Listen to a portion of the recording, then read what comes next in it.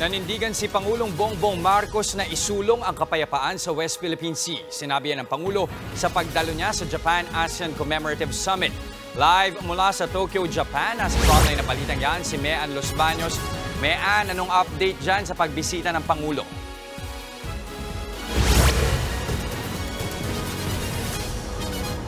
Yes, Jester, magandang gabi sa iyo. Formal na ngang sinimulan ngayong araw ang 50th Japan-ASEAN Commemorative Summit na dinaluhan ng mga leader ng Japan at ASEAN countries kasama si Pangulong Bongbong Marcos, kung saan sinabi niyang mahalaga ang tiwala at pagkakaisa sa mga ASEAN countries sa gitna ng mga hamon sa seguridad sa rehiyon.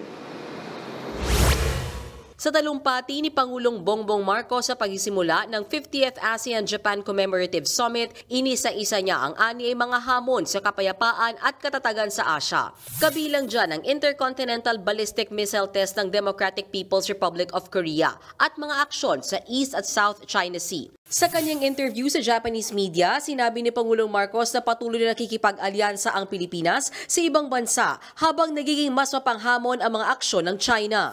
Sabi pa ng Pangulo, sa mga nakaraang buwan na taon, mas lumalala ang tensyon sa South China Sea, kaya kailangan ng bukas na komunikasyon sa mga apektadong bansa.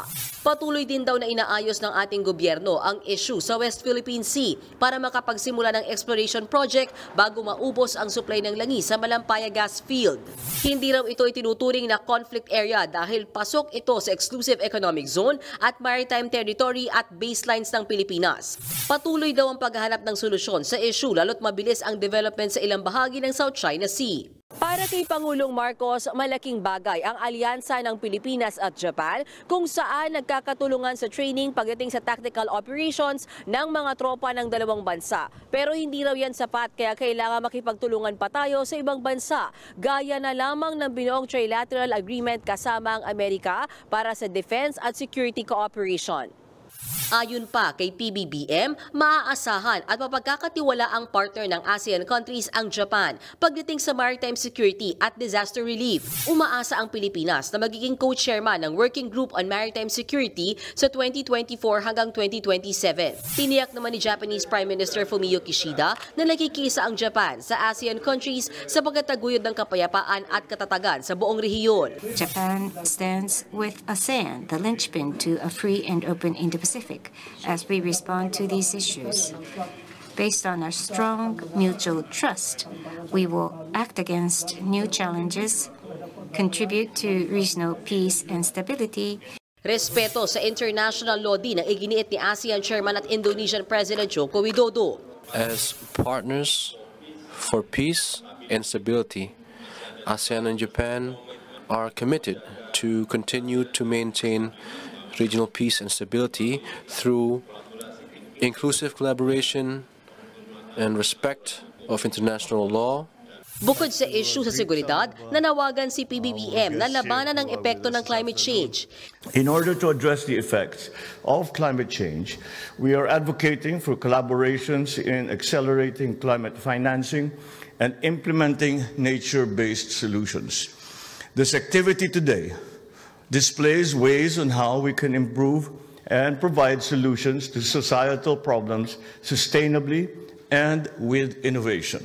Hiniling din ng Pangulo na bumuo ng 10-year roadmap ang ASEAN countries para sa bagong teknolohiya sa food security. Bukod sa kaliwat kanang sessions, nagkaroon ng bilateral meeting si Pangulong Marcos kay Vietnamese Prime Minister Pham Minh Chinh sa sidelines ng summit, pati na rin kay Japanese Prime Minister Kishida. Dito nagkaroon ng Memorandum of Cooperation sa pagitan ng Philippine Coast Guard at Japan Coast Guard, pati na rin sa Japan Ministry of Environment at DENR kaugnay ng environmental protection.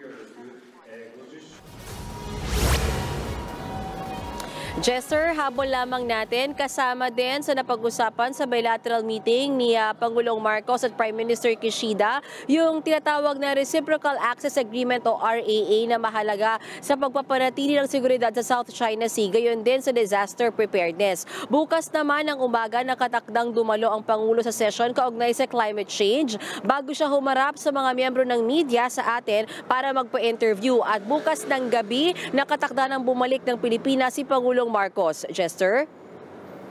Maraming salamat. Nag-uulat mula sa Japan, Mean Los Baños.